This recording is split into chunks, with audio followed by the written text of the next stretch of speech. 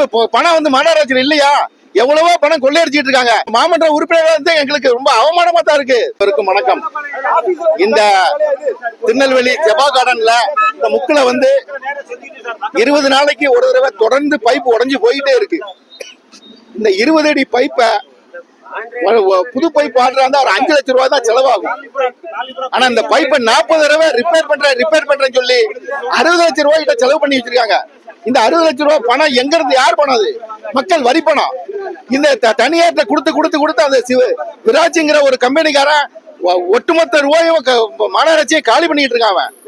இந்த பைப்பை வந்து 20 அடி பைப்பை மாத்துறதுக்கு நாங்க எத்தனை ரூபாய் போட்டிருக்கோம்? ஒரு 10 நாள் 15 நாளைக்கு முன்னாடி மேயர் வந்து பார்த்தாரு.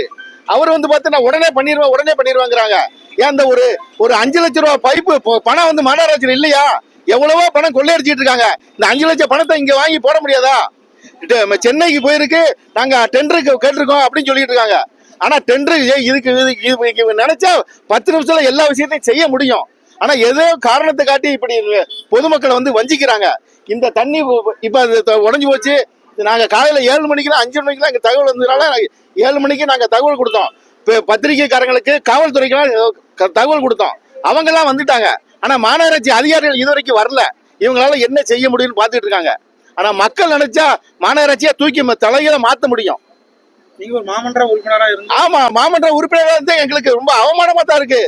மக்களுக்கு வந்து உல்லாச வாழ்வு, பஞ்சுமத்த வாழ்வு எல்லாம் கேட்கல. அடிப்படை தண்ணி பிரச்சனை தான் நாங்க கேட்டுட்டு இருக்கோம்.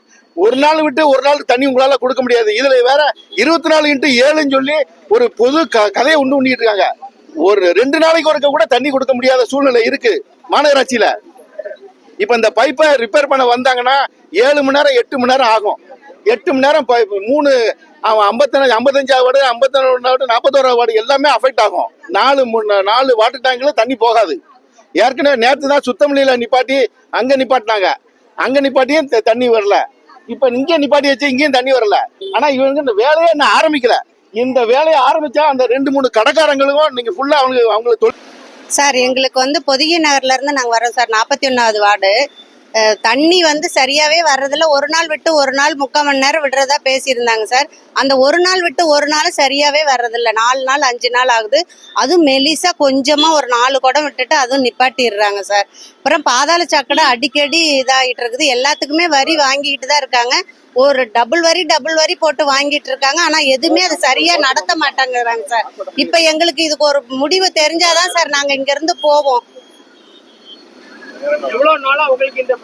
எங்களுக்கு ரொம்ப நாளாவே இந்த பிரச்சனை இருக்குது சார். ரொம்ப நாளாவே இந்த பாதாள சாக்கடை பிரச்சனையும் தண்ணி பிரச்சனையும் இருந்துகிட்டே இருக்குங்க சார். வீட்டு வரி, தண்ணி வரி எல்லாத்தையும் உயர்த்துக்கிட்டே இருக்காங்களே ஒழிஞ்சு அதுக்கு உண்டான தீர்வு இது வரைக்கும் காண மாட்டேங்கிறாங்க சார். எங்களுக்கு இதுக்கு ஒரு முடிவான தீர்வு கொடுத்தே ஆகணும் சார். தாமிரபரணி ஃபுல்லா தண்ணி போகுது, வெள்ளம் போகுது. எல்லாம் எங்க போகுதுன்னே தெரிய மாட்டேங்குது சார். டேங்க்ல தண்ணி வரல, பைப்பு உடைஞ்சிருச்சு அப்படிங்கிறாங்க. எங்க பைப்பு உடைஞ்சாலும் சீக்கிரமா சரி பண்ண மாட்டேங்கிறாங்க சார். பாதாள சாக்கடையும் நிறைஞ்சு தெரு பூரா போகுது. நாங்க அங்க குடியிருக்க முடியல சார். இது குறித்து நீங்க இதுக்கு முன்னாடி கார்ப்பரேஷனுக்கு கம்ப்ளைண்ட் அனுப்பியிருக்கீங்களா? மனு கொடுத்துருக்கீங்களா? எல்லா இடத்துலயும் நாங்க மனு கொடுத்துருக்கோம் சார். இன்னும் எதுக்குமே அதுக்கு தீர்வே வர மாட்டேங்குது சார். எங்களுக்கு இன்னைக்கு ஒரு தீர்வு சொன்னாதான் சார் நாங்க இந்த இடத்த விட்டே போவோம். பேர் பூங்கொடி சார்.